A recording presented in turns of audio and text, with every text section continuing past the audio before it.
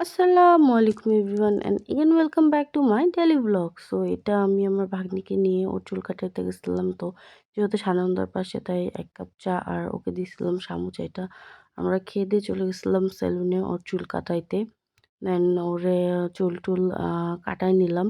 এটা ছিল সকালের পরপরই গেছিলাম কারণ বাসায় এসে চুল কাটার পর বাচ্চাকে গোসল করাইতে হবে।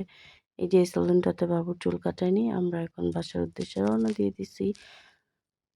বাসায় যেতে আমাদের প্রায় দুপুর ১টাই বেজে গেছিল। কারণ অনেকক্ষণ ওয়েট করতে হইছিল ওদের জন্য। দেন বিকালবেলা চলে গেছিলাম আমি আর আমার ফ্রেন্ড মিলে জয়পুরহাটের আবুল কাশেম ময়দানে। তো ওদের মানে আ ফার্স্ট এ গেছিলাম আমরা ফেসবুকে একটা পোস্ট দেখে যে শিক কাবাব অ্যান্ড রুটি বিক্রি করতেছে।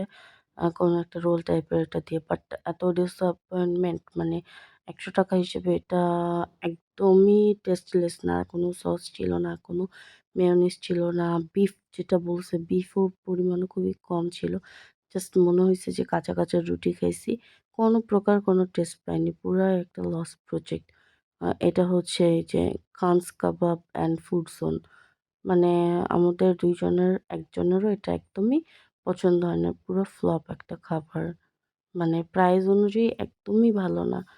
শুধু একটা কাঁচা, কাঁচা রুটির টেস্ট পেয়েছি যে এই রুটিটা দিয়ে বানিয়েছে এটার টেস্ট পেয়েছি। তাছাড়া একদমই খাবারটা ভালো লাগে নাই। এটা হচ্ছে ওদের ফাইনাল লুক। আমি তাও কোনমতে খেয়েছি। আমার ফ্রেন্ড একদমই খেতে পারে নাই এটা। তারপরে বাবু এখানে খোলা মাঠ পেয়ে খেলতেছিল অ্যান্ড দেন ওকে একটা চকোলেট কিনে দেওয়া হয়েছিল। সো দেখা হবে পরবর্তী কোনো ভ্লগে। Tata bye.